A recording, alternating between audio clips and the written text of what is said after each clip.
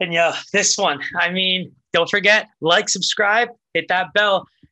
Abdul Razak Alhassan, there's something that I really enjoy about his fighting style, but I also think it's becoming a little obsolete, right? So when you look at him coming out of a camp like Fortis and the way they fight, I mean, there's a lot of versatility there, but it makes you wonder why a guy like Al Hassan has struggled so much with the takedowns and the wrestling stuff like that. Because the one thing that I really have enjoyed about him was the improvement. But then you saw, like, when you take a look at his losses, for example, guys like Lazez, Chaos Williams, one more, Akhmedov. So when you think of those three losses, those are highly skilled athletes. And the one thing I want to point out about the Chaos Williams fight is, I thought that was a lazy loss. I hate to call any fighter that, but when you look at the way he put up his guard, when he threw the leg kick, Chaos looked hella confident in that fight. And he was throwing really, really straight punches, precise punches, and tight punches. And so what I really didn't like about that leg kick was he kind of went like this, put his hands up, see his hole here? Like, that's how big the hole was, threw the leg kick, and, just straight through, boom, straight through the middle there.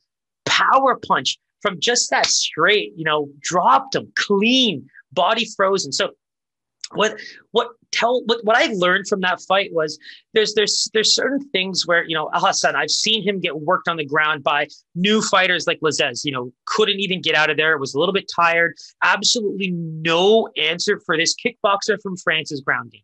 And that's understandable. A lot of big strikers kind of end up in those positions, but in that Chaos Williams fight, I think you saw separation of what a power striker versus a technical striker looks like.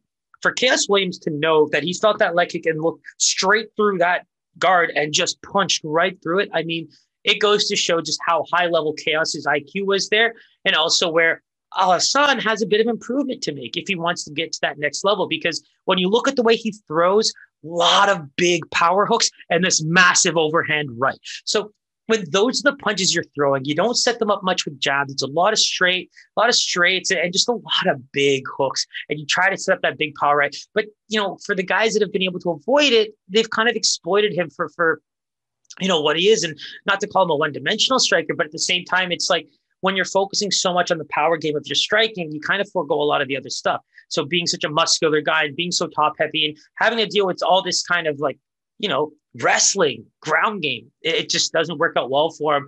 But I think that being at Fortis, working with guys that are good wrestlers, and also now changing divisions, I think that there's a part of me that always believe that with that kind of weight, that kind of mass, like, you have to kind of consider what weight class you want to be in. And when you look at the weigh-ins, him and Jacob Malkoun, I mean, not a huge weight size difference. So that really, really is a fun thing for me to look at. The one thing about Jacob Malkoun that I want to talk about, though, is we've only really seen him start once, and that was in favor of Imavov against Phil Hawes. We know that he lost that fight in 17 seconds. Now, the big thing about that one is the Cannonier Whitaker card is this is Whitaker's training partner, right? And he only weighed in to see if anybody fell out of these fights. And so he ended up getting a fight, so good for him. But, I mean, at the end of the day, to less than 20 seconds of work for Phil Hawes. I did watch his fight in Eternal MMA 48 out in Australia against a fighter by the name of Sebastian Temesi. And the few things I enjoyed there was that you actually, well, first of all, you got to see a bit longer of tape than 30 seconds. But, I think that the striking, the boxing and all that's there. The boxing looks like it's pretty good. I think the big thing is there's a reason why he's working on his wrestling with a guy like Robert Whitaker, because he needs to be able to defend those takedowns.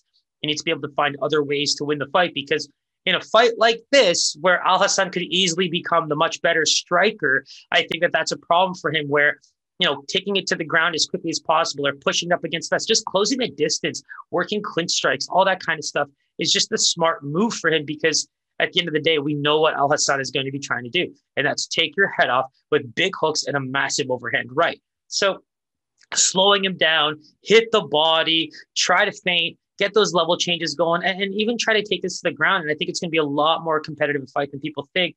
Because when you're looking at these odds, man, it didn't even open that good for him. Minus 350 and a plus 285. These lines are actually moving in favor of Jacob Malkoun. And I think we know why. Because Al Hassan has the ability to let you down when it comes to these kinds of things.